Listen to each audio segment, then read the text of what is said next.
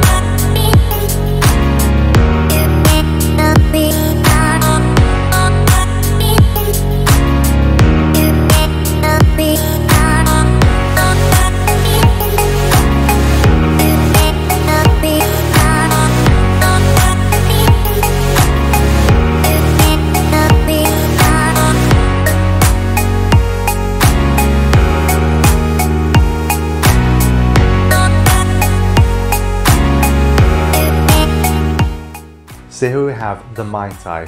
As you can see, in terms of decor, as I was speaking about, it's very artistic. It's a little bit over the top, but that's synonymous with the tiki design.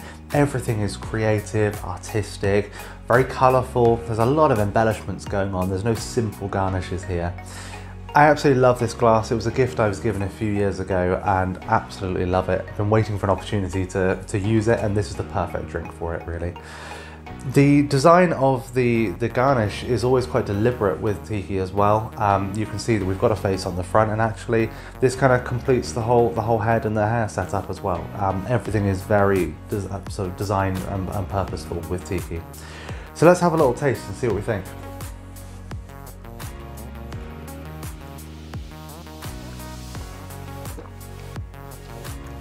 Oh, excellent. So you get a really strong flavour of the rum coming through. That's the 7-year-old that's doing that for you. Of course, that is aged in oak barrels.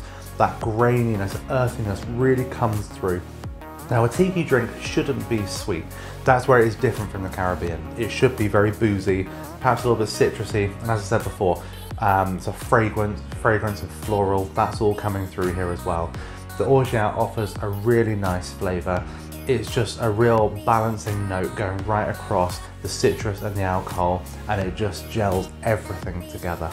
A really fantastic cocktail. So are there any variations of the Mai Tai? Well, many have tried, some have failed, some have succeeded, but the problem is it's an absolute classic. This is ingrained into the bartender's repertoire, and possibly even many of our clients' repertoire as well. So my best advice would be look at exaggerating certain flavours. So maybe, for example, you want to start playing with the orange flavours. You could go with a blood orange liqueur as opposed to just a regular triple sec. I know that Cointreau do an amazing blood orange liqueur, and that might be a nice alternative. Or maybe you take the Orgeat syrup and go for a slightly different syrup, maybe exaggerate the nut and go with a different flavour, with a hazelnut perhaps. Once you've worked out what notes and tones really work well with this drink and that you can afford to play with, that's when you then want to start thinking, what other flavours have those notes and tones, and what can that apply to, and bring those in. And that's how you start amending drinks and start adding variations in there. Personally, for me, the Mai Tai is an absolute classic. It's stood the test of time since 1944. I don't want to play with it, but if you want to, use that method. Hopefully you'll find something good. Have fun and be creative. So I hope that you enjoyed today's video. If you have, please give it some love. Also, if you want to see more of our videos, subscribe down below and also hit the little bell, and you'll get a notification every single time we release a new video, and you can be one of the first to see it. If you've got any requests for future drinks, any questions about the Mai Tai, or perhaps questions about bartending in general, please comment down below and I'll be more than happy to help you guys out. Until next time, stay safe.